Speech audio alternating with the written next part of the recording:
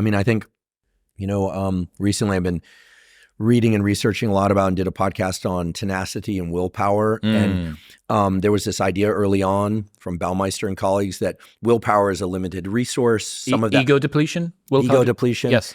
It was controversial. They showed that, replenishing glucose in between hard tasks could restore willpower. They showed that, was it juries or judges that were low in blood glucose were more likely to give harsher sentences, stuff like this? Yeah, it sort of wicked out to a number of naturalistic situations, and it made good sense. And then my colleague Carol Dweck, also in the psychology department at Stanford, most famously known for her work on growth mindset, did an experiment in which they essentially asked whether or not tenacity and willpower are limited in terms of being some sort of resource, and also whether or not it was somehow linked to glucose availability, fuel in the brain and body, and found that if people thought or were told that willpower was a limited resource, that's indeed what they observed experimentally.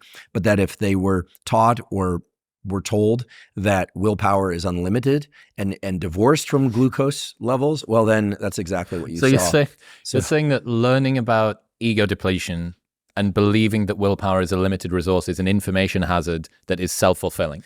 Potentially. Now, Baumeister, showed himself to be, pretty determined and countered the Dweck counter by showing that if there's a hard task followed by a hard task, then your beliefs about willpower can impact your performance on the second task. So aka Dweck is right.